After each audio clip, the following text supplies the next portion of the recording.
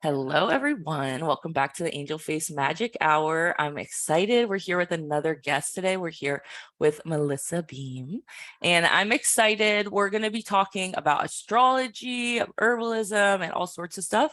So, firstly, I would just love to have you introduce yourself to the audience, just a little bit about who you are and what you do. Yeah, sure. So my name is Melissa Behm. You can call me Mel. I am an herbalist and an astrologer. I study whole science astrology and I do natal birth chart readings. And I'm also a skincare formulator. So those are some of the things I do. I'm a mom and I'm excited to be here. And where are you located? Oh, yeah, I'm located in New Jersey. Okay, So, yep. amazing. And right now, if people are interested in connecting with you, they can find you on Instagram, and then we'll Yes. also share your site and everything in the show notes. Yeah, so I'm the owner of Templo Wellness, and you can find me on Instagram at Templo Wellness. So Templo is like temple in Spanish, wellness, all one word, or templo.us is my website. Amazing. Well, I'm Yeah, so excited to talk with you. We met like maybe 2018, 2019. 19, I think it was 2019 that we met. 2019. Yeah, Mm-hmm. so a couple years ago, we took a class together, and then yeah, I've just been connected with you on Instagram, and I love everything you post. I love your energy. I feel like something that I admire in you is like your groundedness and like centeredness. I feel like, at least from what I observe, I feel like um a lot of people interested in astrology or like spirituality in general, it's really easy to go out into like this la la land kind of energy. Yeah, And I feel like you bring it back to like the body and relating it to like what is important to us in the moment. And I think that is really thank you. interesting. Yeah, So you I'm could get excited to lost. hear with you. I've gotten lost in it. You could really get all up in the stars and just like lose your footing. You have to like ground yourself because it's Yeah, so much fun. You can like live in the clouds, but you got to live in this earth plane. You have to remember the most important planet is Earth. exactly. So what are your three signs? Your big three, as they say. So I am a Taurus sun, Mm. Cancer rising, big Cancer rising, and Scorpio moon. And Oh, those are really? my three. Yeah, lots of water and earth in my chart. Actually, lots of fire too, but those are my main three, and definitely feel those quite a lot. Yeah, When is your birthday? April 25th. Oh, so you're in April. I know a Hmm. lot of Taurus, but mostly May Taurus. You know what And I I feel like find there's a is big energy difference between them. so what you'll notice with signs, or what I've observed in just doing all these birth charts and connecting with people, learning their signs, is like the later in the zodiac season you're born, the more of those like archetypal traits you're going to have. So were you born in June? Yeah, mine is literally right before Cancer, the last day of Gemini. So you have like so much Gemini energy because of that. You probably, and I know this, I think from that episode he's in, you have like a stellium in Gemini of like planets. So you have a lot of air in your chart. And so like if someone will say like Geminis are super creative and super witty, right? And they sometimes have a short attention span for things because they're easily distracted. Like you have that, but you have it amplified. But I love my Geminis. One of my best friends is a Gemini. Yeah, I'm Gemini sun, moon, and like a bunch of other ones. So, Yeah, yeah. Oh, your moon is in Gemini too. mhm. Okay. And Yeah. then my Okay. rising is Libra, so it's also air. Oh, wow. Like I've noticed the people whose charts I've done that have the most air in the charts are the most psychic ones. It's the air element that like I've noticed from the people who are the most psychic. Oh, that's Um, interesting. yeah, especially air rising signs like Libra risings, like really tapped into spirit. like water, if you have a lot of water in your chart, you also have kind of that intuition, but it's more like an inner knowing, like a deep gut intuition. Whereas like with air signs, it's like transmissions that you're getting, is like direct transmissions. So That it's makes like sense to people me. get it differently. Yeah. Yeah. But that's really cool.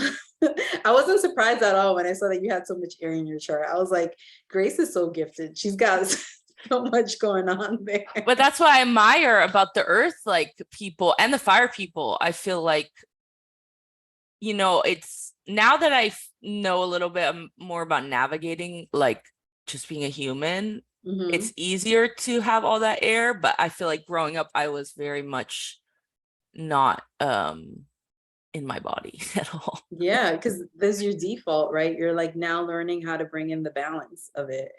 And so, yeah, you're gonna need to be conscious about like what you take in and like your lifestyle. And I've seen you've been doing that. You've been like going on your walks, you're eating healthier, you're I'm like trying. grounding yourself. No, you're doing so good. Like Thank you. I so from when we appreciate that very first met, much. like it's like day and night, like how much you've um changed. Like your face just looks different. I don't know how to describe it, but like your face just looks different. Like you look vibrant. Not that you didn't look vibrant before, you always had an angel face, but you look super vibrant now. And like that's just a testament to the work that you've been putting in Thank to you. I getting really there. appreciate that. Yeah. Yeah. That means a lot to me. Oh. Well, I'm excited. Something that I like to do is just kind of like take a peek into other people's lives. So if there's anything that maybe you do on like a daily basis or a weekly basis that you feel like taps you into your body, taps you into spirit, like some kind of ritual, is there anything that it doesn't necessarily have to be astrology, but something that you bring into your daily life? So my mornings are a little bit more like hectic just because, I currently have a 9 to 5, and I have a toddler. So the first thing I do is actually check the baby monitor to like, see how she's doing. And sometimes like I don't wake up when I'm prepared to, I just wake up when she wakes up. Um, but one thing that I do every day, I drink coffee every day. Like I enjoy that cup. And on the days that I don't have her, because I co-parent with her father, I walk to the coffee shop, and that walk kind of like clears my mind and gets me ready for the day. At night is when I do most of my rituals. So like after I put her to sleep and she finally falls asleep, I'll bring out my tarot cards or my oracle cards, and like I might pull tarots, or I'll like read a book or something. It's just I'm really drawn to that. And so I'm like trying to learn more about like looking at the signs with the tarots, and understanding like the card significations. So that's been my latest obsession. I Tarot gotta cards. connect you with my friend Megan that's been on the podcast, because they're really into that too, like pulling the cards and then looking at like what's going on, and not only for you personally in your chart, but like the, I guess, collective astrology of the moment. Yeah. And I think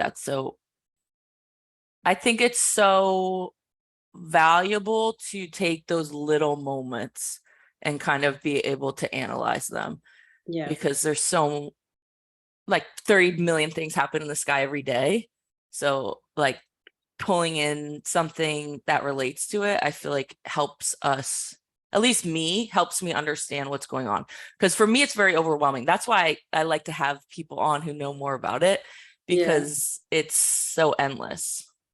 I mean, yes, but like you don't need to know all of it to have it be valuable to you. Like I can study astrology for the rest of my life and I'll never be an expert, for example, right? But with tarot, what it does is I think it connects it connects you and your life story to something that's bigger than you, because you're seeing how spirit or whatever is out there is reflecting back to you what you're going through, and then you're kind of getting those messages.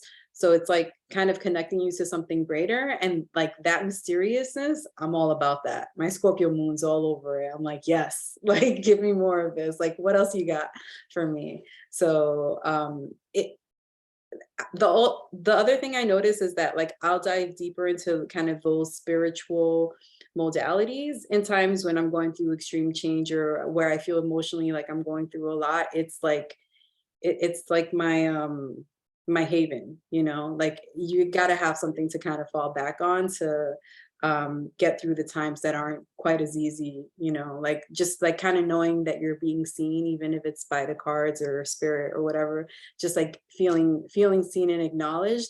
And then there's a bit of letting go, right? Because if you're reading the cards, you have the choice to accept the message that's being given to you. And so a lot of that is accepting the situation as is and knowing that it's going to change. So that's the other part of like pulling tarot that's been so like amazing to me. You know, it allows you to let go and not hold on to how you think things should be so tightly, you know. I love that.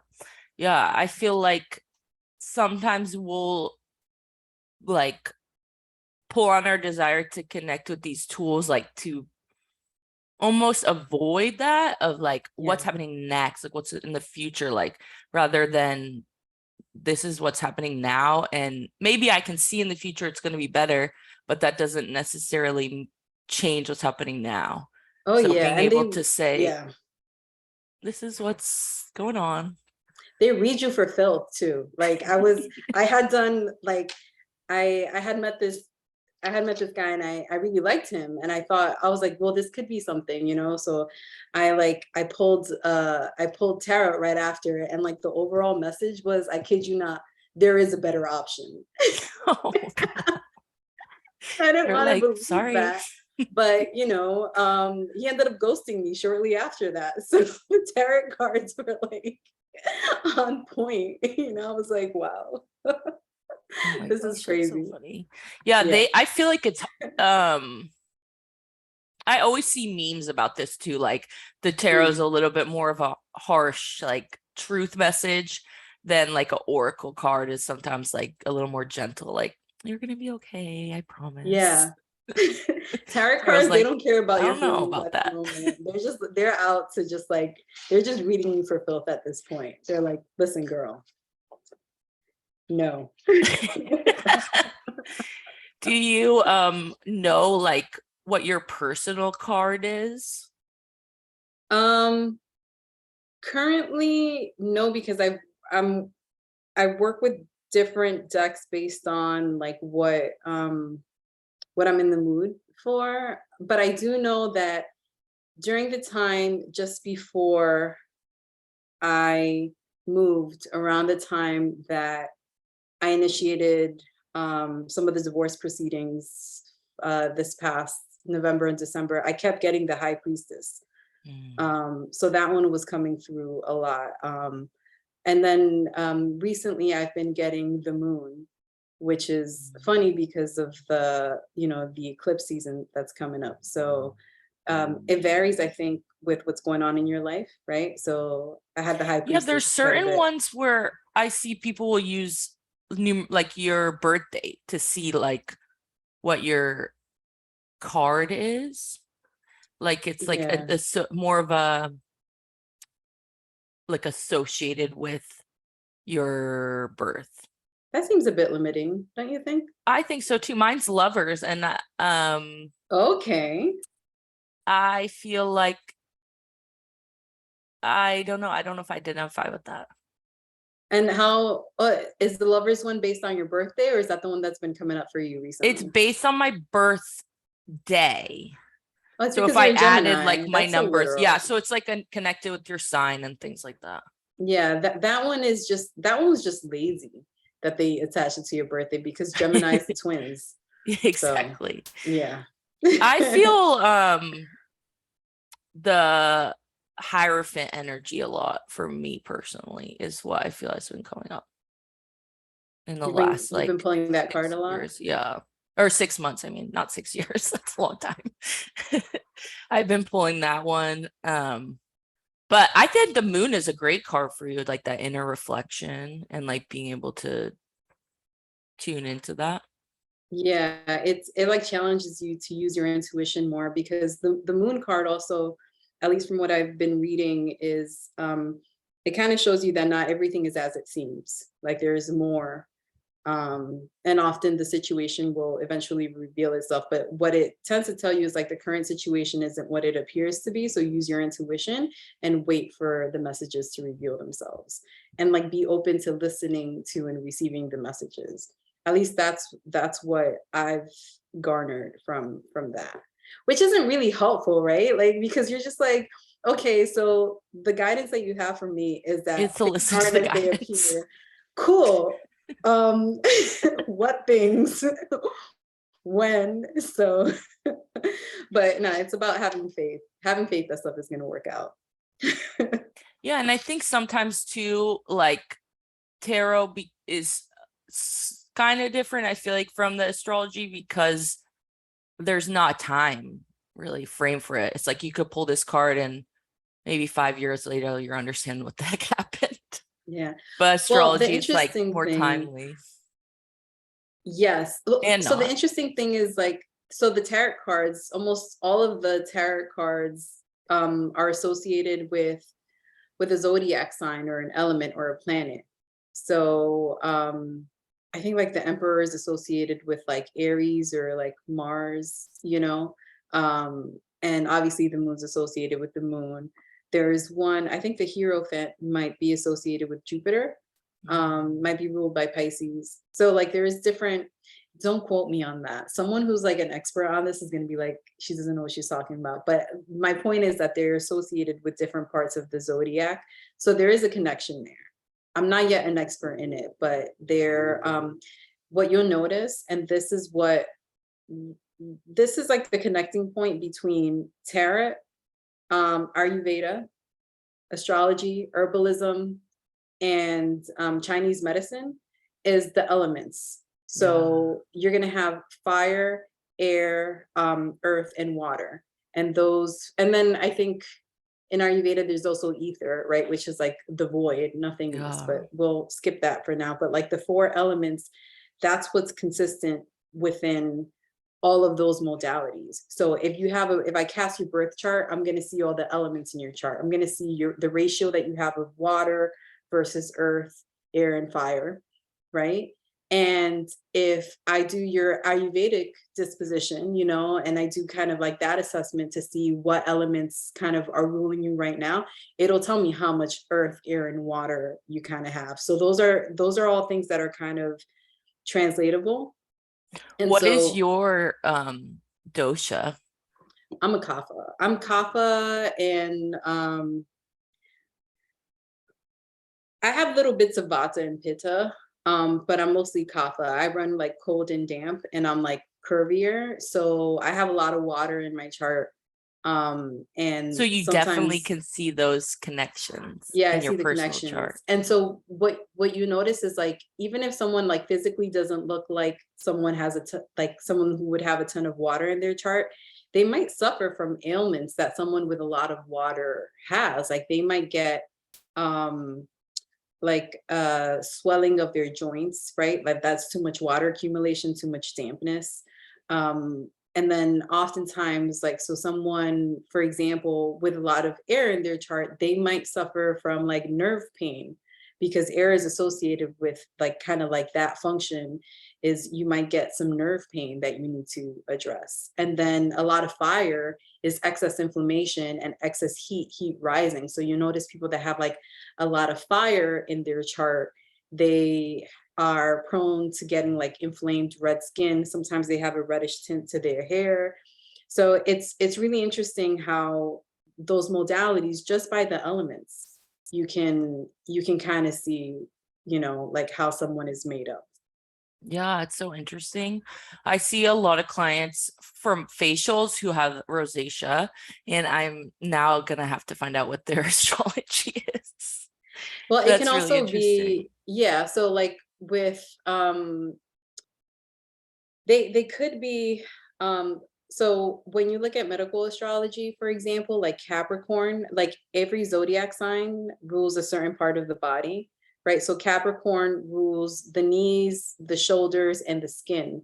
So someone with rosacea, they might have Capricorn rising, because the first sign, it represents your physical body. or they might have a Capricorn sun. Oh, that's so So they interesting. may not necessarily be like an Aries or a Sag. They may have like some Capricorn placements because that's where they're experiencing the inflammation. So like I, for example, I have Mars, which is like the red planet, and it's fiery inflammation, and I have it in the sign of Capricorn.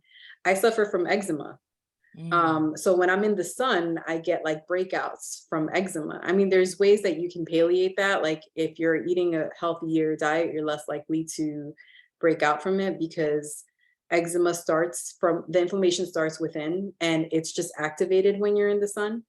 But yeah, like I'm like, it's so visual sometimes, and it's like ridiculously literal sometimes how someone's chart will actually absolutely tell you like some of the issues that they may have, like medical wise. It's crazy. Oh, that's so interesting. Mhm. I think mine is hands, if I remember correctly, Gemini. So Gemini rules like the arms, the hand. Well, hands is co-ruled by Pisces. Okay. The hands and feet are co-ruled by Pisces. But yeah, like the hands, it's kind of like a mercurial thing, because Gemini is ruled by Mercury. So your arms, your shoulders, and your lungs. So sometimes if you'll Mm. have issues with your breathing or your lungs, that's a Gemini ailment. But you're also a Libra rising, so it's going to be some of the Libra ruled things that would affect you more likely. So you Like would need to, physically.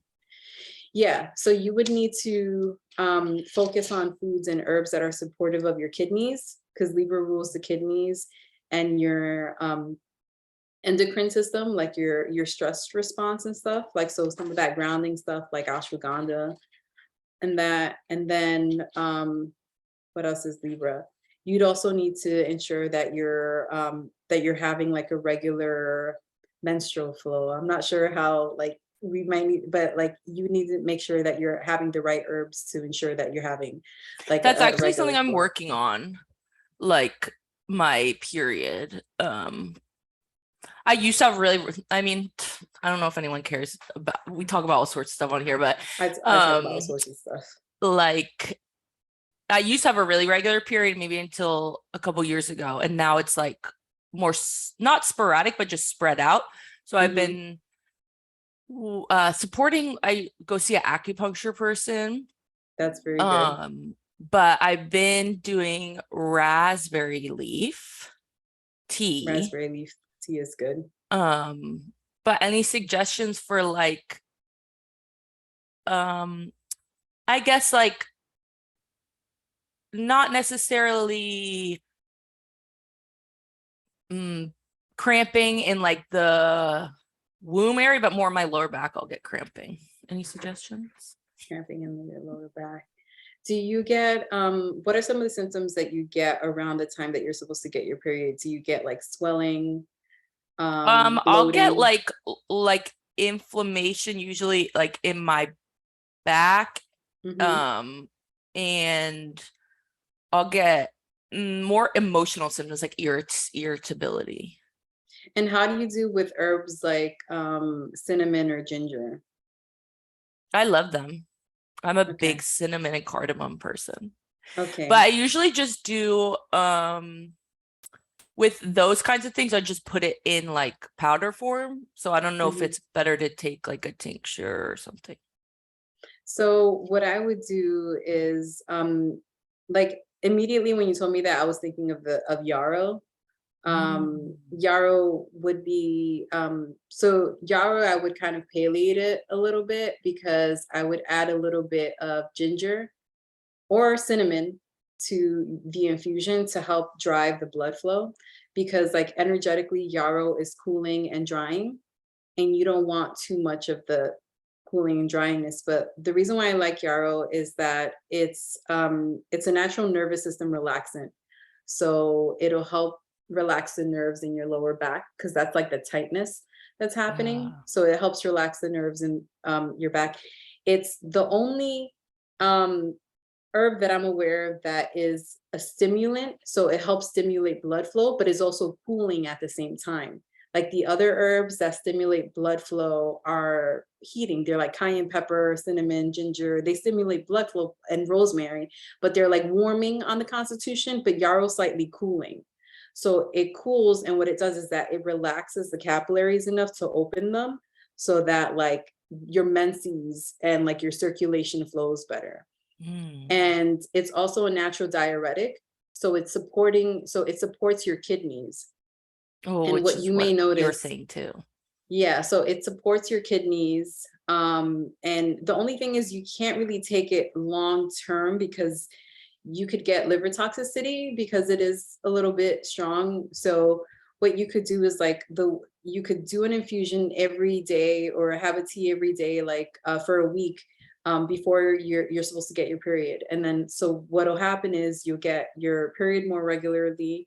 You won't get those cramps. You won't get as much of the bloating, and you won't have as much of the pain.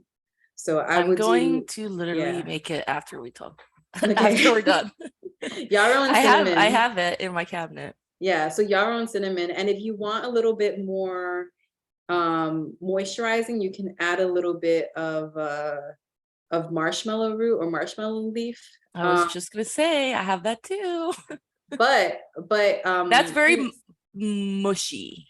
Any yeah, but suggestions? cinnamon is the emulsant. Cinnamon is the emulsant anyway, so you don't necessarily need the marshmallow root. Yeah. Because what you're trying to do is you're trying to create a balanced formula. So if yarrow is cooling and drying, you want something that's moistening and warming. So you get the cinnamon, which is warming, and it's demulcent, so it's moistening. So you put those together, it makes a balanced formula that it's not going to dry you out, and it's not going to, like, I guess, give you too much water. Which it wouldn't I do. need to book a session because I have more questions Okay. but But that's that's not really for everyone. helpful It's very dependent on your on your constitution. body. Yeah. Kapha types do better with yarrow. Kapha Mm, types, like curvier women like us, we do yeah. better with yarrow. It's so supportive. It's like, so it's better than chamomile tea, because I know chamomile tea is often recommended for that. Mm. Yarrow is stronger. Oh, cool. Yeah. Yeah, I took this class a couple years ago. And we worked with like different plants for a month. So we got to work Mhm. with yarrow. And like from more of a spiritual energy perspective, it was all about like cultivating boundaries, Protection. and like, yeah, spiritual protection. So I'm like intrigued to see how those things kind of I'm not interact. surprised it's calling out to you, because when you're connected with so much spirit, you got to have I something to need protect some. you. Yes, yeah. Yeah. Little warrior inside of the body fighting off them There's some spirits. in my yard too. It's blooming there now. All the yarrow here is dried out. I guess I'm in It's like Jersey, right? it's pretty much dead by like, but it grows throughout the summer a little bit. About September is when it stops around here. But my house is right on a main street, so I'm a little hesitant to use the herbs because I don't Yeah. want the, the off gas or whatever from the people It driving sucks up. by. Yeah, it sucks up. Yeah, you want to be careful not to harvest any yarrow that's like by the roads, because it could pick up toxins in the soil. However, you could pick some, dry it, and hang it by your bed for protection. Oh, like Um, more just in the you could room. use it in ritual. You could use it in ritual instead of consumption, and it would still be just as effective. Mm, But yeah, if you want to use it for consumption, like mountain rose herbs, they have really good quality organic herbs. They source from small farmers, which I like. cool. Yeah. Yeah, where I live is like one of the most famous herb shops, which is Okay. really cool. So if anyone's local, you can go to Rosemary's Garden. But the woman who started it, her name's Rosemary Gladstar. She's like OG Get out of herbalist. here. Yeah. That's her. That's her. You know, I met her. I did an Oh, herb walk really? with her. Yeah, this was, Oh, that's so cool. I think it was back in 2019, August 2019. It was like the New England Women's Herbal Conference, and she was one of the teachers there. And I did like an herb walk with her. She is like She's she's like like a like a little, OG. Yeah. she's an OG, and like she's so funny because when she's walking around and she's like telling you about the plants, she's got this like light giddiness. Like she's not human. She's like a fairy in a person's body. She's like, no, no, the plant doesn't like it when I touch it like that. Oh, this one's calling out to me. She's like, let's come over here. Let's come over here. Oh, and like she'll like interact with the plant, and she'll be like, well, echinacea, she just loves, and like she speaks about the plants like they're people, I love that. and she's like, and she'll be like, oh, they're yelling over here. They want me to show you them. Like she's That's so cool. I've never met she's her. so Like, dope. I know she's like in our area. Mhm. And that store, there's like they have dried herbs, formulas, and they sell other people's products. But I Yeah, know they ship like everywhere. So it's really I'll have cool. to It's look like it up. downstairs Yeah. from the spa that I work at. So I'll go in there and I Oh get my my herbs. God, it's right next to that spot. And I hear from your promos that you're offering in-person Reiki sessions. I am. I'm really excited. That's dope. It I just might worked have to out visit you. I very might have to do a trip to interestingly. California, If you're future ever in trip to Northern Cali. California, there's lots of hiking, lots of beaches. It's like a lot of people come in spring and like this time of year because there's a Yeah, lot of, and I don't really drink, but for wine people, there's lots of activities out here. gotcha. Yeah. Gotcha. So for people who don't know, like how would you just briefly explain like what is herbalism?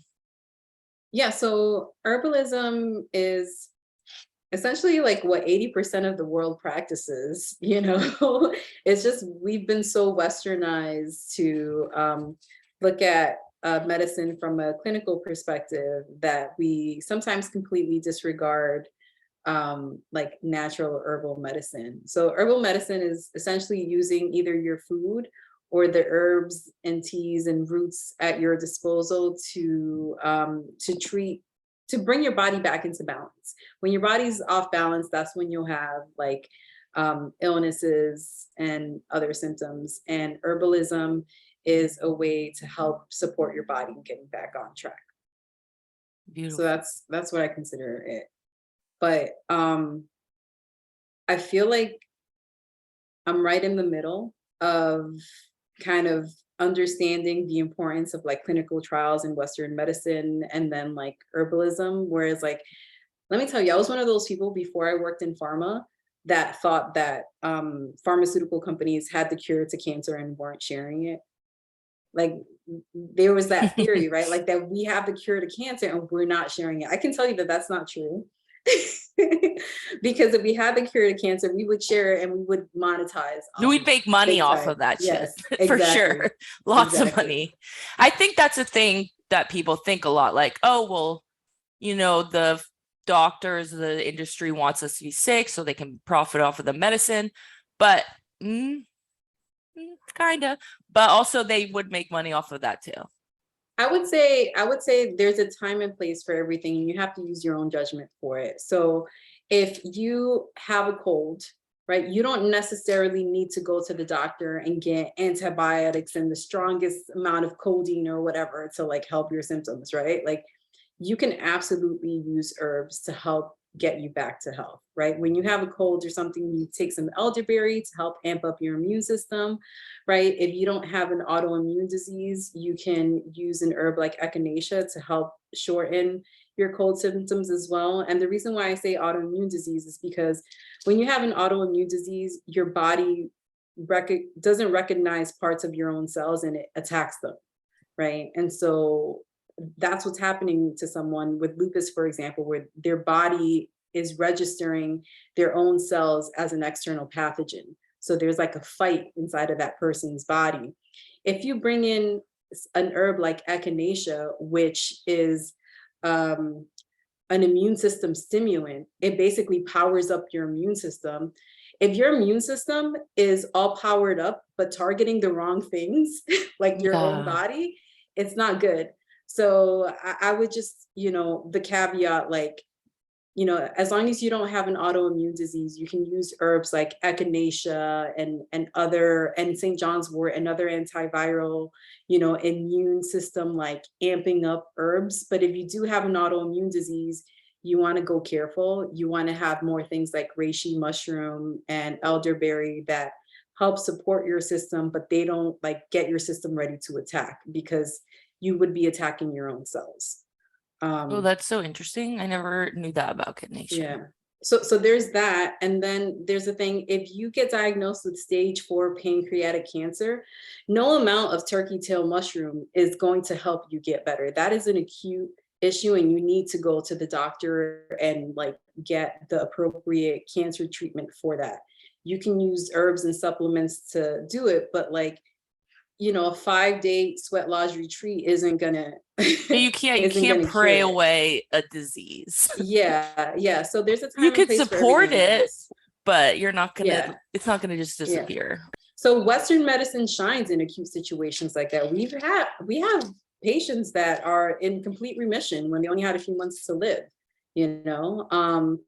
but then, if you continue to take things like, I don't know, ibuprofen every time you have a headache, and you have a headache every single day, you're just causing liver toxicity, and you're going to give yourself an ulcer, so there's a balance to everything. Yeah, you're not treating the symptom. So I want to give people the information, and then you can use whatever tools to get what you need. But the first thing, the most important thing about herbalism and Ayurveda is knowing your body, right? Understanding yourself.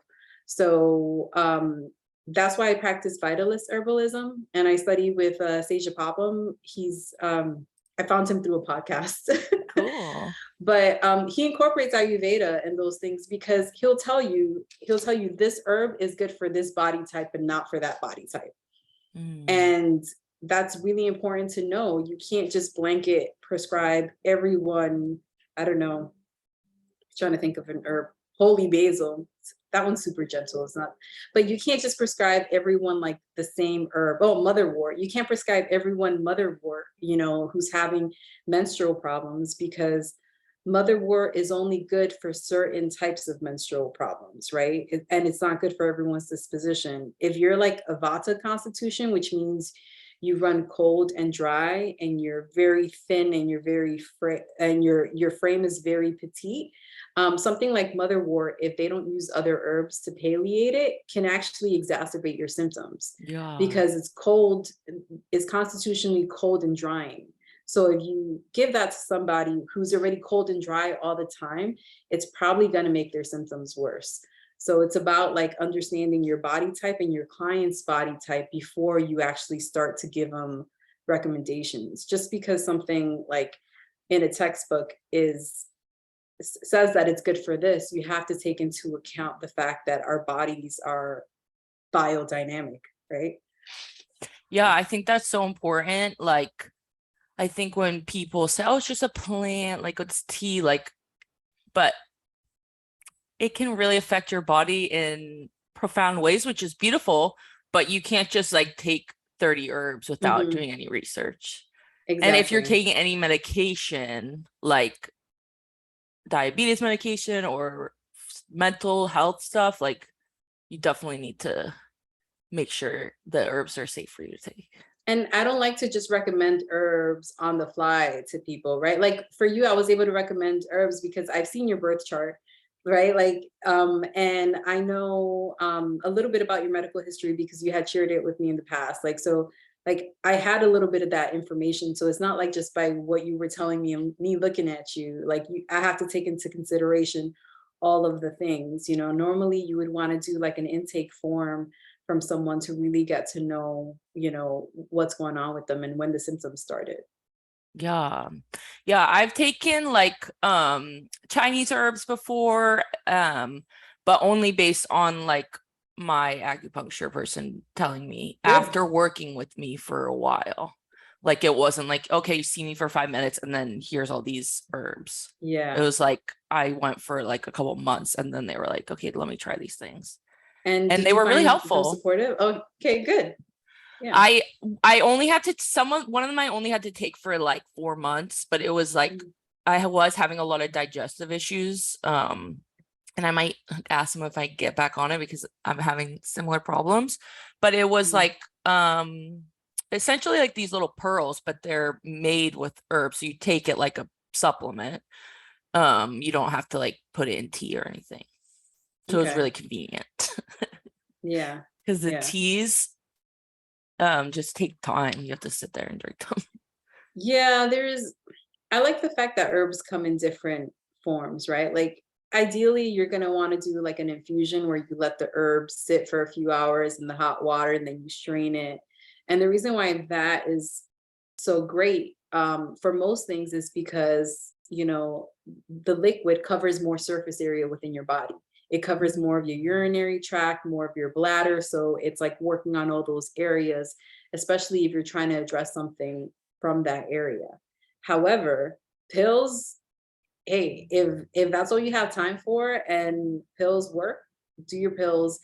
If I'm a big fan of tinctures, especially because I take tinctures to help like get me to sleep. You know, I have like a very busy mind, so to calm my mind down at night, sometimes I'll need to take like a little bit of valerian root tincture, just like a little dropper full in half a cup of water, or I'll do like milky oats. And that one's good because it also supports the heart. It's a cardio restorative, so it gently calms you down, right? There's natural minerals in it to help restore like a burned out adrenals. And it is like, it's like a hug, like a little gentle hug for your nervous system. Milky oats. Have you tried those? I have. I've done infusions before with them. Yeah. So that's something that I think would just be helpful to outline for people real quick. Like, what is the difference between like a tincture and like a infusion or a tea? Like, what would be, other than like we said, time constraints, like what would be the benefit of taking that versus that? So a tincture is generally done with like the fresh plant matter, and what you do is that you macerate it in an alcohol and water-based solution. And what that does is that it draws out not just the water soluble properties, but the alcohol soluble properties in the plant. And most of the alcohol soluble properties in the plant are the essential oils in it. That's what you get with the alcohol. So you will notice that for if you want sleep support, a tincture will probably be better for you because those natural oils in the plants have more of the compounds that are supportive of your nervous system, right? There you get more of that, right? You could do a tea, but a tincture is fast and you get more of those properties. We call them nervines. They're like nervous system relaxants. So California poppy, some of those you get more of the benefits from the fresh plant matter. That's like where all of the essential oils are kind of extracted with that alcohol solution. And then you just get like a very potent extract of that plant. And so like I've done an echinacea tincture. That's really potent. And echinacea is, I know people like to use it for colds and viruses, but like historically it was actually used as a blood purifier. Like if you were bitten by a snake or something venomous, they would use echinacea. That's how potent it was to help purify your blood. Not that I recommend it for now. Like if you get bitten by a snake, like Go go to to the the ER. hospital, please. But that's how potent it is as antimicrobial, antiviral. Like it's very strong medicine, and you get a lot of that when you get it in a tincture. And the tea is also really powerful because echinacea was one of the first herbs I had. Like because I would take echinacea tea when I was sick. So a tea, you know, is obviously a tea, right? You get a little bit of the dried matter and then you pour hot water for a few minutes and then you drink it. An infusion is a tea, but it's a tea that's been sitting for longer. So if you get like a mason jar and you pour hot water over, let's say an ounce or half an ounce of herbs, you let that sit for 4 to 8, sometimes even overnight. I pour them overnight and I go to bed and then in the morning I strain it. That's like a long form tea. And the reason why someone would do an infusion is that the longer you have some herbs in the hot water, the more of the minerals you get out. So you get some of those essential oils, but the minerals take a little longer to come out of the plant. So minerals like magnesium, selenium, you get more of those when you do like a long drawn out infusion, right? So you have the tea, the tincture, which is usually alcohol based. You have the infusion. The other thing is called the decoction. And tell me if I'm boring you. No, this is Okay. interesting. Okay. So No, it's good. so a decoction is basically when you bring an herb or a root to a boil and like simmer it for a while. So you would do a decoction of elderberries, for example, to make elderberry syrup, right? You would bring it to a boil and then simmer it for like 45 minutes until you have that elderberry extract. Same thing with What about the dandelion root. I never can say it correctly. Sisandry berries. Oh, Schisandra berries? Yeah, you could do that also. I have some, I and don't know I'm if I'm like, I didn't pronouncing know them what to right. make with them. Schisandra berries, that's really supportive of the female reproductive system, and it's tart and tightening and toning. Yeah, you could definitely do some Schisandra berries. I would mix them from a flavor and efficacy perspective. I would mix them with some hibiscus flowers. They have a lot That's of my the plant of the same. year, hibiscus. I That work with is. like I pick a plant every year, and I've been working with hibiscus, um, Ooh, but mostly just tea and flower essences. I love I'm that. really That into flower essences. nice. A friend of mine, Anna Hackman, she has a small farm here in Jersey called Naked Botanicals. She makes flower Oh, essences. cool. Yeah, she said she was gonna make me a custom one. I'll have to follow up with her, but she's really cool. I'll have to Is connect she you on both. Instagram? I'll have to follow Yeah, her. yeah, I'm gonna connect you both so you can talk to her because she makes them. She's really That's so connected to them. cool. Hmm. I've made some for myself, and but mostly I'll just buy them because I'm And like, which flowers have you gotten? I've been working with hibiscus pretty much the whole year. Oh wow, Um, okay. it's like more from an emotional perspective for me, like with the hibiscus, but it is a lot about like, yeah, connecting with your blood, like your ancestors, but also like healing, kind of like sacral chakra stuff, like sensual, sexual healing, Hmm. which is I think coincided with like stuff just going on with my period, like just trying to Yeah, align everything correctly.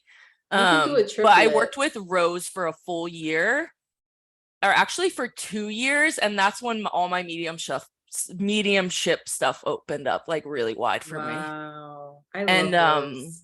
I found out too, like from my aunt, I did a medium reading for her Hmm. maybe 2 years ago or something. And Yeah. my great grandfather came through and he used to grow roses. And she told me all about his like rose garden and stuff. And I didn't know any of that. So it was just like really beautiful for me to Oh see, my oh, that makes gosh. sense. So it was really cool. That's so beautiful. And I love that you have the hibiscus this year. Yeah, because that's really supportive. So you would do like a triplet. You would do um I would start with equal parts Schisandra berry, hibiscus, and Damiano beef. Ooh, Uh yum. that would really open up your sacral chakra like nobody's business. I need that. Yeah. You're gonna have I to have a update your tea dating that app. has a Damiana in it, and I really like the way it tastes. Yeah. So if you do a triplet with that, I think you will see some effects. And then let I'll me know let you how know. it goes. I'll let you know. So let's see. I'll take a look at my notes, make sure that I'm staying somewhat on task. Yeah. But I'd love to know, like, I know you incorporate like more, I guess, food as medicine kind of stuff. Like, is there anything Yeah. that you're really enjoying right now or anything like that, like a little recipe you might want to share with us? Mm. I really like steaming some of my vegetables and then coating them with toasted sesame oil and coconut aminos as kind of like a alternative to soy sauce.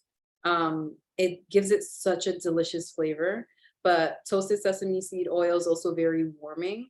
So it's great to have in the winter months. And then having the steamed vegetables, you can even roast the vegetables, but having kind of the steamed vegetables really helps support your digestive system, and like the warm effect of it just kind of helps your body navigate through the changing seasons. And if you want added flavor, you sprinkle a little bit of everything bagel seasoning on top of that once you've coated them. A little Delicious. garlic bite. Yeah. So Mm. that's a favorite, and my daughter loves it. And I basically just cook for her, like, anything that she likes, I'll just like make for her. So she really loves that. She likes salt. Um, what else? Um, I just got a juicer. That's So exciting. I'm really excited. So it's like this little like cold press juicer. It's called the slow juicer. It's called like Mama's Choice. You can get it on Amazon. I swear they're not paying me for this. But I like that juicer because you can juice things like burdock root. Um Mm. and burdock root, I've only had it in the tincture, but like if you actually see the root, they sell it in the Asian markets They're called goju long, root. right? They're very long, but they're very fibrous, and they're tough. And so some people they cook it and they chop it up in a stir fry, but for me that's an acquired taste, and it's not a taste I've acquired. So so if you actually put it in a juice, it'll mask the taste, but you'll still get the benefits from it. So like Mm. I It's did. really good for your liver, right? It's amazing for your liver and your skin. So if you're Mm. having things like psoriasis and eczema breakouts, burdock root is one of those things that supports your liver, but it gently supports it. Like there's things that support your liver, but they're like they like they detox. They're like really harsh, or they're very like it's too extreme, I would say. Like so for like St. John's wort, for example, that one can be intense for the liver. Like it detoxifies the liver, but it can be too intense sometimes for people. So if you're just starting off with herbs and you want to gently support your liver, burdock root goes deep and it's gentle. And it's a little bit of a nervous system relaxant. So it'll also help you get better sleep I didn't if know you that. have some. So you just chop some up, put it through the juicer with some apples and ginger and OJ or whatever, and it's delicious because you can't taste it. Mm. So I've been having like the last, not this week, but the last 2 weeks before that, uh like unsustainable craving, or like unattainable craving for carrot juice.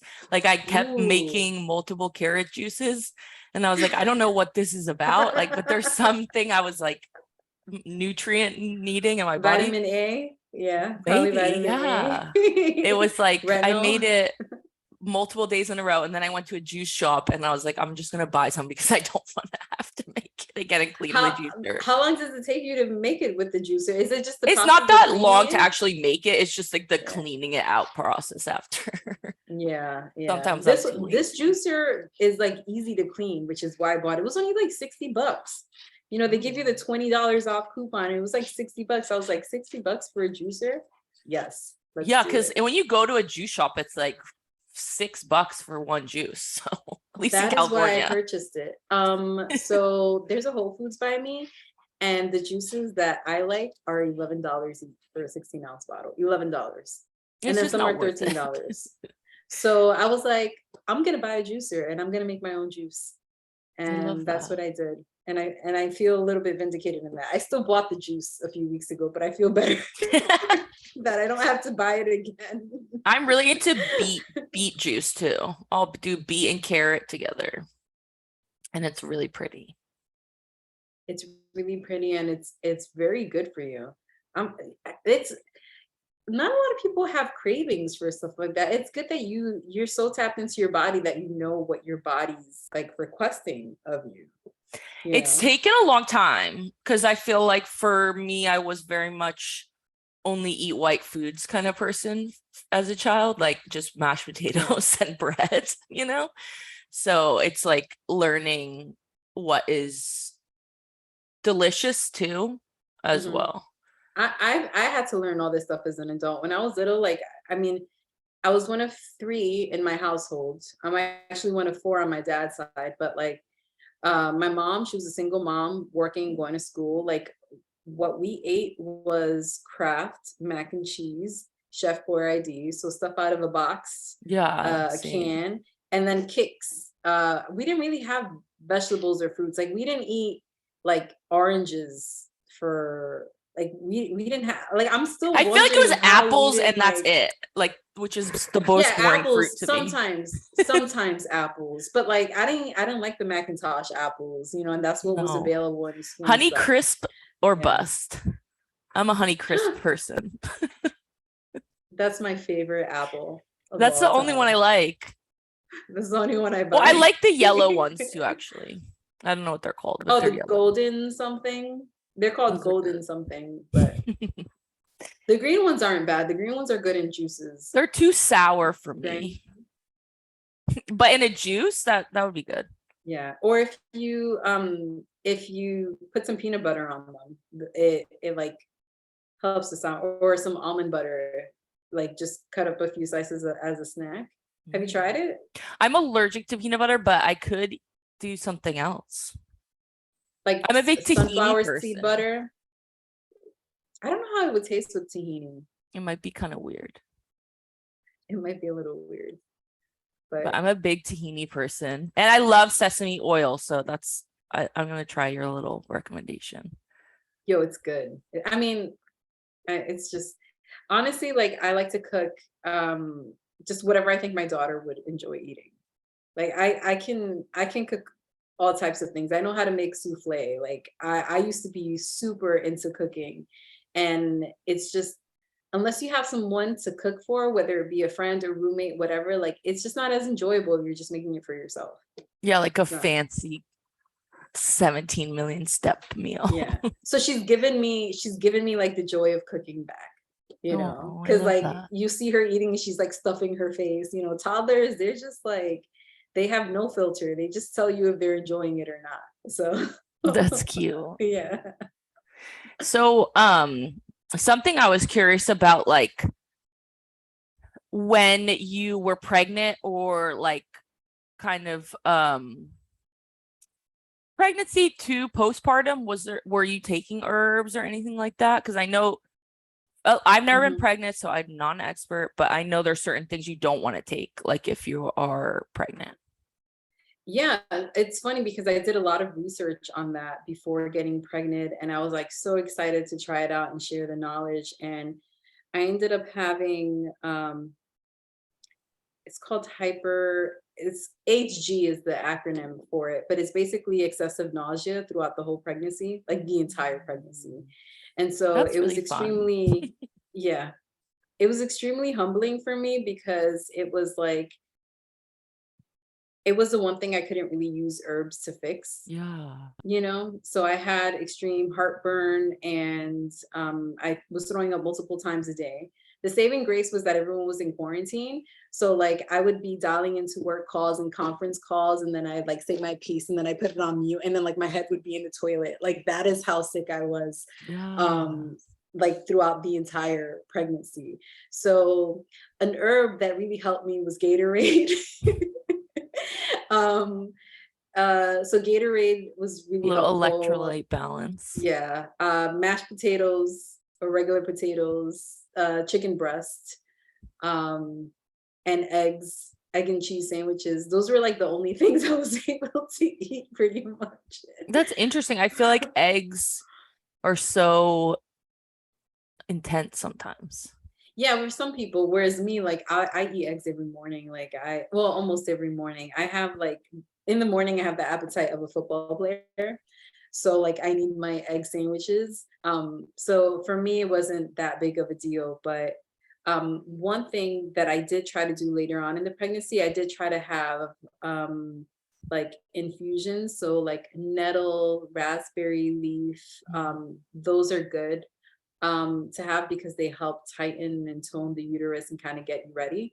But what most herbalists will tell you is you shouldn't take herbs like that, like raspberry leaf and stuff that kind of tones the uterus, until your third trimester, right? Mm. Because that's when you want to start getting your uterus ready. Like taking it beforehand can mess things up a little bit. So like when people take herbs, they shouldn't take it until the last trimester. And then like milky oats, like a milky oats tincture, you could take it throughout your pregnancy. It's super gentle, it's a nervous system relaxant.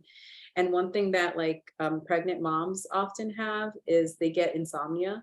Mm. Um, you know, besides being uncomfortable and not being able to kind of lay right, a lot of moms get the pregnancy insomnia, and milky oats really helps with that. It helps That's to calm you interesting. I down didn't and it know helps that. you get, yeah. Did you notice anything with like your skin? I know I have a lot of clients that get like hyperpigmentation and like melasma and stuff during Yes. pregnancy. Did you have Yeah. that? So I mean, not so much on, so you get this line between like the top of your groin to the bottom of your belly button. Everyone kind of has that little line. When you get pregnant, it gets darker. And also your nipples get darker. Oh, And really? apparently, yeah. And apparently and they get larger. They get larger and darker. That was They're unexpected. getting ready so the baby can find them. So that's the thing. So the reason why our bodies do that is because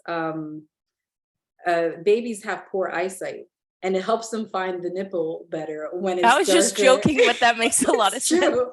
That's why. That's why. It's like boom, like here they are. Here's your food.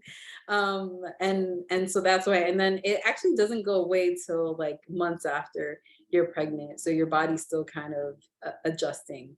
You get obviously some stretch marks there, but you know, when you're pregnant, like your skin is actually pretty good. Like your skin is good, at least like from my experience. And then my hair was growing, you know, I had this like Yeah. nice, because what you're doing is your body's producing human growth hormone, like natural human growth hormone. So all this stuff is just growing more.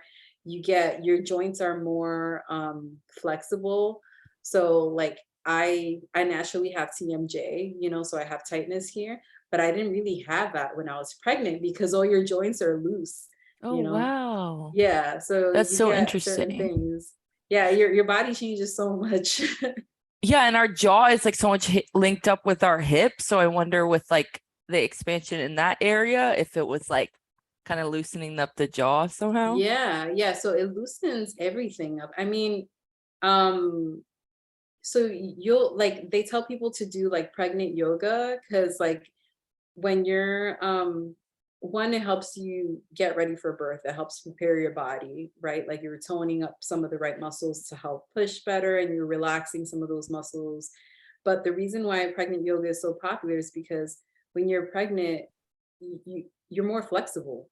Your joints are looser, so you're more flexible, so Mm. you're able to like open up wider. The thing is, I was so nauseous, I couldn't do it. Like I literally could not bend down or I would throw up. So I couldn't really do pregnant yoga. Like all these things Yeah. that you have planned out, like I Yeah, could you not do never it. know how Yeah, you're gonna you don't feel. know how you're gonna be when you're pregnant. And you want to take stuff, right, to make it easier. Um, but I would say if you have a client that can tolerate foods and stuff, you just want to make sure that they're getting a healthy dose of greens and that they're taking their prenatals. Because, like, the biggest issue that pregnant women have when it comes to their nutrition is not getting enough iron, Mm. right? When you get pregnant, you have an additional 9 pounds of blood circulating through your body. Like that's how much blood and blood flow you need. And so you need to make sure you're getting ample iron for that. And usually you don't get it through the diet. So you need to supplement with like the prenatals or with like iron rich herbs like nettles. You need to make sure that you're taking that because if you don't have enough iron, your baby can be born with jaundice, you know? That was me. Me too. And my daughter also had jaundice. It's So that's common. the It's other really thing. common. Yeah, yeah. So she had jaundice because I couldn't take all the prenatals because I would throw up. So there was this company called, I think it's called Spectra Cell. It's like a woman-owned company, and it's spray vitamins. Oh, And cool. so she created spray vitamins for people. And I think the inspiration was for patients who undergoing chemotherapy, that they were too nauseous to To swallow swallow. vitamins. So like spray vitamins, where you actually spray them in your mouth. And so I was doing that for a bit to try to get some type of vitamins in. Like, yeah, it was a great company, and it's That's so really innovative that she interesting. did that. Hmm.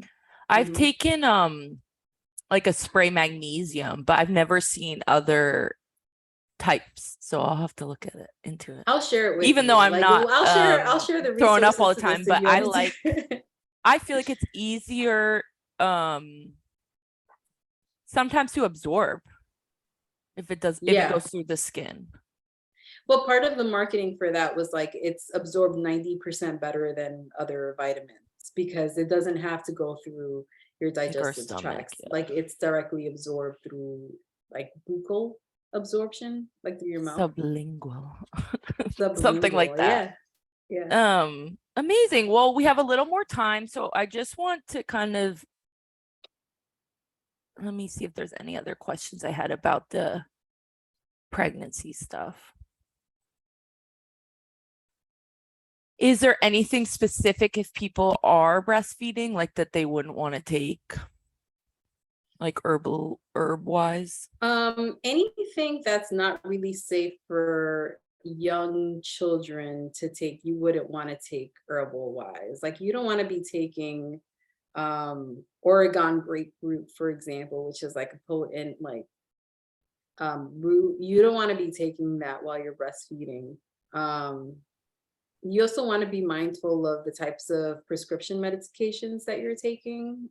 So, for example, shortly after I gave birth, I was retaining so much water that I had to go see a cardiologist, and they prescribed me water pills because the water was in my lungs. Like that's how much Oh, water I was wow. retaining. And they tell you to pump and dump. So you continue to pump breast milk, but you have to throw it out because obviously that would go to the baby. Like she doesn't need diuretics or It's too water strong. pills. Yeah. Yeah. Yeah. So I would say same thing goes with alcohol, right? Anything alcohol, like it's going to be passing off to your kids. I would say if you're into candy, anything with artificial blue or red coloring, um, some of those studies have been linked to hyperactivity in children and ADHD. So you want to be mindful of one, giving your kids foods with artificial colorings, and like taking in any foods with artificial colorings while you're breastfeeding, because that can be passed on to your child. A lot of those artificial colors are actually banned in Europe because Yeah. they have those studies, and they're basing it off of that. So I would say not just avoiding herbs, but avoiding certain foods that could be bad. The other thing I would avoid is really strong herbs. I'm just trying, like, I think echinacea should be okay because it's kind of being diluted through the breast milk, but any herbs that kind of like work on your hormones, I wouldn't, like Schisandra, for example, like I wouldn't take that. I wouldn't take, um, um, what else is another one that works? Vitex. I wouldn't take those types of herbs when you're breastfeeding because it could impact your child, right? Yeah. And I'm sure too, like even just um like the storage or whatever, like if you're taking certain things, maybe your hormones will shift and then you won't have as much Yeah. milk. But like herbs like fenugreek, which is used a lot in Indian cooking, fenugreek, I know that they sell fenugreek tea. Just adding fenugreek to your meals and stuff. Like if you add when you add powdered fenugreek to like a soup or a stew or something, it actually gives it like a rich chicken bouillon flavor, like from what Mm. I've observed. Like fenugreek just has like a specific umami flavor that's really rich and delicious. So like add fenugreek to your stews and stuff, and it's delicious, and it helps support lactation, milk Oh, production. interesting. There was Mhm. like this TikTok trend last year where everyone was like, I was seeing all these people talking about taking fenugreek pills because apparently or like supplements or whatever, because apparently it makes you smell good. Like your BO Really? smells like, everyone's saying your BO smells like maple syrup. I was like, that's so Huh. interesting. But they didn't talk about like any other benefits. It was just like a funny thing. But I was like, oh, I wonder why that would. I wonder if that's true. It's kind of like, There's so much on the yeah. internet that is a lie. So who knows? But let me I know have to if you try start that. smelling your armpits after you eat it. I'll keep you posted for Yeah, sure. please I'll do. let you know. Okay. I'll be like, Well, little maple syrupy little today. maple syrup. Feeling very fall like. Let Yeah. me look at my notes. I want to kind of just talk about your work like briefly before we end, like if people want to Absolutely. connect with you, like, and just maybe kind of a brief explanation if someone was like, oh, I'm interested in learning about my astrology and how it links with maybe some things I could be doing internally, like how a little bit about the structure of how you would do that for Sure. people. Sure. So, perfect timing because, as I mentioned, I'm leaving the corporate world to focus mostly on Templo wellness in my own company. Some of the offerings that I'm going to be doing is I'm actually going to be creating courses on herbalism, and they're not just going to be Cool. catered to people that want to be an herbalist. Like, I want regular people to be able to know how to use herbs. Like, it's going to be catered towards people who just want basic information on what herbs should I use, what herbs should I stay away from, how do I know what herbs are right for me. Like, I want to create a course for that. I also offer consultations. You can see that on my website.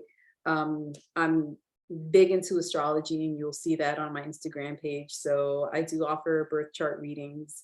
Um, it's very fun for me. Uh, Yeah. and I also offer like a full energetics package where you get a combo of a birth chart reading, and you also get like an herbalism consultation where we kind of marry that together to basically paint a picture of the types of foods and herbs and lifestyle adjustments that would be supportive of you. So I'm excited. I'm That's excited to so cool. teach. I'm really excited for you. Yeah.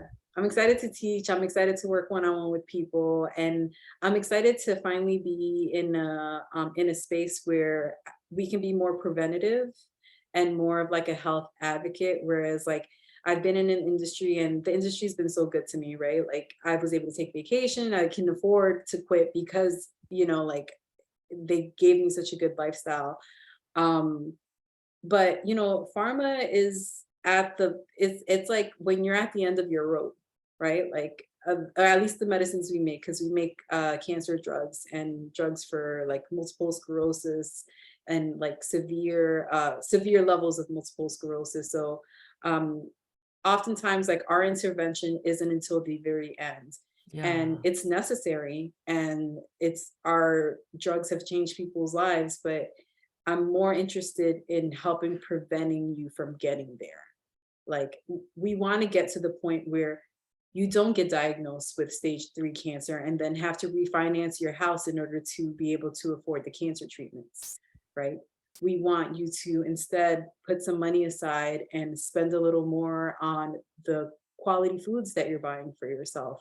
Invest some time in your health, invest some time in, a wellness membership, whether that be in person, training, whether that be going to a climbing wall. Like it just looks different for everyone being active. And so just being a new parent, being a single parent, like knowing what it's like to work in corporate and being limited on time and just having to work with what I have, it's humbled me, and it's given me the ability to see that, not everyone has a chance to go to a retreat to get healthy and do a 30-day detox. Like people are just not made for that. Yes, maybe that can put you into perfect health, but most people just have a couple minutes in their day to make minor changes. Yeah. And that's what you want to address. If you can be consistent on this and you can do this every day for 30 days, or you can make this one change in your morning, it'll have these long-term effects on your health. And so I'm very much interested in that. Yeah. Amazing. Yeah. So would if you like in the future, would you want to create formulas as well. Like someone was like, they get their reading, they get the information, you could see what herbs would be helpful. Would you want I to already do that. actually I do already that? do Or would you that. want to Yeah. be like, you buy them, you figure it No, out? no, that's part of being an herbalist also. So you can give people the formula, like you can tell them what to do, or you could make it for them and give it to them. It really depends on, you know, what budget we're talking about, like the time allotted, and like your client's lifestyle. Like what are their preferences, and are they willing to pay for that VIP experience of you making all the formulas for them and packaging it up and separating it out for them? If they would rather pay that because they don't have the time to do it, but they need it, then that's, you know, you have to be flexible to the needs of your client. But then if you have a client who can't really afford the VIP experience, but you know, they might be in between jobs and they have time to put stuff together, you give them the tools they need to be able to make their own medicine. And there's something extremely healing and extremely therapeutic about making your own medicine, because it's not just preparing the food yourself or preparing the herbs yourself, and it's like taking the time out to nourish yourself and say like, this temple, this body of mine is worth me taking this time to prepare this and give this medicine to myself. And there's something extremely spiritually, physically healing about that. Like, you know, there's like power in intention. And so as much as I can get people to make their own medicine, great. Sometimes you're at a place in your life where you just don't have the energy, you don't have it in you to make your own medicine, and you need somebody else's medicine, and that's okay also. But it's really about where you're at in your life. But you can find wholeness in whatever method you choose to take that medicine or to make those adjustments. Yeah. And I think, like you said, it's very much a ritual. Like you're putting Yeah. I have this issue, I have this illness, I have this or that emotional thing. You have the idea of how you want to feel when you're making it, and like you're putting that energy into like receiving that back from the plants. Yeah. And I beat myself up all the time because I know what I need to be doing, what I need to be ingesting, what I should be eating, right? Like I It's have not all that this easy though. information, but you just don't have the energy, the time. And, you know, sometimes if all you could do is a tincture, that's all you could do.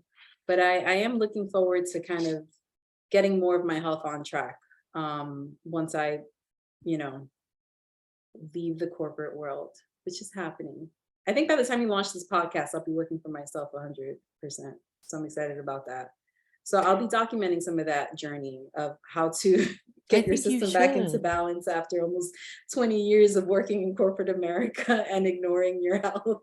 No, I think that will be really valuable. One, for you and your healing, but valuable for people to see and like witness that. Yeah. I mean, like health is wealth, right? Like, I've heard this quote before, but I'm going to repeat it. Is like, a healthy person has a million dreams. An unhealthy person or a sickly person only has one, and that's to get better. Right? So, you know, you want to allow yourself, you know, the time and the space to dream and really fully understand and experience this life in your best possible health, you know, and physical health is a big part of that. But you'll notice throughout your healing journey that there's quite a bit of spiritual changes that happen, because plants also act in the spiritual dimension. And that's more like a happy side effect of working with them, where people will notice, you know, like past traumas that they've had before kind of no longer trigger them when they're working, I don't know, with Rose, for example. You know, something that would emotionally hurt them here isn't quite as triggering, you know, when they started taking Rose just to help with their skin or to help with reproductive issues. And the side effect is that they're a little bit more emotionally resilient. So there's stuff that happens at the spiritual level that we're just starting to understand with working with plants, and that some ancient cultures have understood all along, and we're just kind of relearning. They're like, that's the whole point, guys. Yeah, pretty much. I definitely noticed that when I was taking rosemary for a while. I was taking a rosemary tincture, and I noticed a big like crown chakra awareness. Like I felt like when I took it, it was like a sensation, not in my body, but like outside. Like I could feel like I could sense my aura or something. Like it That's really was cool. a really interesting sensation. Um, but that was when I was doing this plant class. And one of the things that she talked about with rosemary is it's like sometimes it brings up like, I guess, like emotional ghosts, kind of like things that are inside of us that maybe we have ignored. Um, so I think Rosemary for for me, it was remembrance. kind of like remembering, oh, like I'm not just this body. I am spirit or whatever.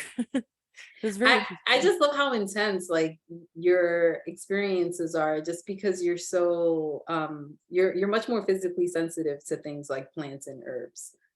That's so cool. I just like I sleep deeper sometimes. Like I don't really know, like you'll notice it like with little things, but for me it's not as apparent, you know, but maybe it's just about consistency. I think it's also about observation. Yeah. Like if you take the tincture and then you're just going to bed or you're just going to do whatever, Hmm. like you're just living life. But I feel like sometimes I'll take them and then I'll do my meditation or something. And it Oh. gives me a little time to observe like the sensations I'm feeling. Hmm. But that was something that I learned in that class. Like she had us each month, she had us try the medicine in class and then we would like meditate. And so I kind of adopted that for myself. She But sounds like, like an amazing teacher. I love oh my God, that. I gotta get her on, my friend Yeah. Madeline. She's Yeah. amazing. But before I do like my readings and stuff, I take this stuff. It's called Star of Bethlehem Oh, flower flower essence. essence. I Yeah. take this and then I had one that was lotus flower essence. Sometimes I take that. And I feel Lotus like it is opens my the crown psychicness chakra. a little more. It's easier to tap in, which is Yeah, lotus is a white lotus essential oil that I put into a blend for basically spirituality, like spiritual meditation. It's like a spiritual blend. So it's got like a little bit of like palmarosa and other like spiritually enabling herbs, I should say, that are kind of like good for meditation for that. But white lotus is like, it's definitely like the quarterback of that formula. It's good. that sounds I'll delicious. I'll have to share it with you. Like, yeah, I think I put it in oil. But it's like, you know, you can put it in a body oil and then like meditate with it. So, you know, a lot of times people before they do any type of ritual like that, they'll like either wash their face, their hands, or take a shower. But afterwards you put on that body oil and it's like, Oh, I love that idea. That's so smart. yeah. That's amazing. Yeah, there's like some oil that I was using for a while. It has rose in it, and I would put it around my like I do my skincare and I put it on my heart, and then like go to bed, and it was like really relaxing. That's really nice. It was like Now I want called. to go to It a was something spa. to do with like the archangels or something. Like this person, like I think it's Flower Essence Society is what they're called, but they make the Oh, okay. essences and then they make like oils, but they Mhm. incorporate like angel energy or something. It's kind of interesting. I'll send them to you. Yeah, that sounds fun. Yeah. I'm into all that stuff, you know Yeah. that. Well, is there anything else you want to share with us before we close out? I know Um, we're gonna put your info so people can find you, but any thoughts, feelings? I just want to acknowledge, you know, what a blessing it is to know you and to work with you. You know, you did my Akashic Records reading, and that was really on point and very interesting to me. It was the first time I ever had an experience like that, and you made it really enjoyable. Um, Thank you. I and appreciate that. I'm excited. I've seen your evolution from the beginning, and when we did our course together, right? Yeah, that Chakrabilla was like Business School. starting your own business. That was the Yeah. theme of the class. Yeah, I Like really spiritual liked business. I liked your energy from the get-go because you like have the photo shoot ready to go. You were just out there like, I was like, who is this badass bitch in her underwear, just like showing these pictures, like, you know, in her crystals, like on the beach in her underwear. Like, who is she? And I loved it. And you were just like, so like everyone's like, oh, I want to start a business for this. I want to start a business for this. You're like, I'm a psychic medium and like this is me. And I was like, so like off the bat, but like from where you were to like, you know, where you are now, like I could see the time and energy that you took to really work on those areas of your life. Like we all have like different things that we want to be better about. Like for you was like consistency and doing stuff. And like some of the habits that you have, like you're like, I'm a Taurus, so earth energy, like you're much more consistent than I am in like those things. So that's like But super I was admirable. not. I was not. Exactly, but you were not, and here you are. So I'm just like super proud of your journey. Thank you. That means a lot to And me. I'm just so honored to continue to be friends with you and just like see you grow and us to like see each other grow. So thank you for having me on the podcast. And you know, I hope your listeners connect with me, and I'll be connecting my people to your people, and you know, we'll start our little army, our little spiritual army. Yeah, and definitely like let me know when you're gonna post like if you're gonna post like an official website revamp thing or anything, and I'll share that so people can find Yeah. it. And So my website is up. It's otherwise, just not pretty. Yeah, the website is up. It's just not pretty, but it should be pretty. I'm hoping by the end of well, the year. So I it have like a works, good month so of they can go December. on there. Yes, it works. It That's works. the Yeah. most important part. Um, I'll have the month of December to so this winter I will be going inward and creating courses, relearning some things, getting better at stuff. What's coming up is I'm going to learn medical astrology. That's actually the whole reason why I got into astrology, is that I heard about medical astrology and I was like, what is this? I was like, well, I have to learn astrology if I'm going to learn medical astrology. So essentially, you can look at somebody's birth chart and you can help them diagnose the root cause or the root organ system of whatever they're having issues with. And that's amazing for people who have like diseases and stuff that they can't get a diagnosis for, or symptoms that they just can't get a diagnosis for, that they go to the doctor and just palliate their symptoms. So it's when you have medical astrology and you can say like, oh, the root cause is here, your thyroid isn't producing enough of this hormone, like that's pretty badass, you know. And then you go and you say, okay, tell your doctor to check this, run these tests. And And then you get that for confirmation too. Like you get the you do see confirmation. this, they go get their blood work done. Oh yeah, that's accurate. Yeah. So that's what I want to do. I want to do medical astrology. It's really accurate, especially if you have the right teacher.